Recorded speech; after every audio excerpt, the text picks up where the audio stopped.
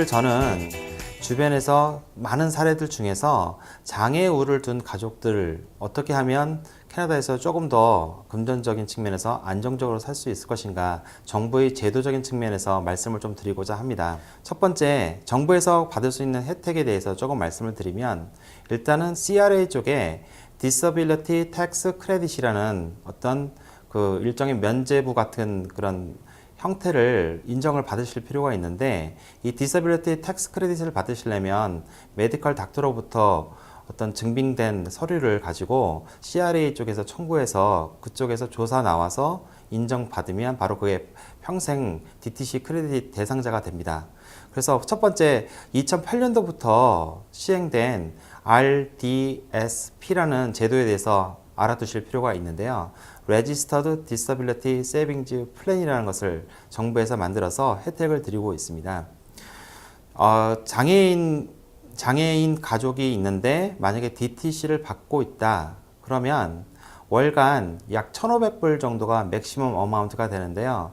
그것을 RDSP라는 어떤 그 상품에 가입을 하셔서 1,500불을 불입을 하시면 불입 금액의 3배 정도를 매년 드리는 것으로 이렇게 되어 있습니다. 기존의 RESP하고 다른 것은 RESP 같은 경우에 불입 금액의 약 20%에서 40%의 그랜트를 드리는 형태였지만, RDSP는 불입 금액의 약 3배, 약 300% 정도의 금액을 더 드리는 형태가 되기 때문에 큰 수혜를 받을 수 있다, 이렇게 보실 수가 있고요. 맥시멈 어마운트는 약 7만 불 정도 라이프타임 됩니다. 그리고 만약에 로인컴 레벨, 즉 28,000불 이하의 소득을 벌고 계신 가정에서는 2만 불 정도를 추가로 더 받을 수 있기 때문에 토탈 어마운트 9만 불 정도 이렇게 정부로부터 추가로 받으실 수 있는데요. 이 제도는 2008년도부터 만들어졌기 때문에 지금까지 그 RDSP에 가입을 하고 있지 않으신 분이라도 가입을 하신다고 하면 그 앞에 2008년도부터 쭉 쌓여진 어마운트를 전액 받으실 수가 있으니까 그 부분도 염두에 두셔서 계획을 해두시면 좋을 것 같습니다. 그래서 이 9만 불 정도까지 일단은 받을 수 있다고 생각이 드시고요. 연간 한 1,500불씩 불입을 하신다고 생각을 했었을 때 10년이 지나면 거버먼트에서 받은 그랜트를 빼서 쓰실 수가 있기 때문에 아마 자녀 양육에 큰 도움이 되실 것이다, 이렇게 생각이 들고요. 더 자세한 내용은 주변에 잘 알고 계시는 공인투자 상담사나 재무설계사를 찾으셔서 상담해 보시면 본인한테 맞는 플랜을 추천해 드리라, 이렇게 생각이 듭니다.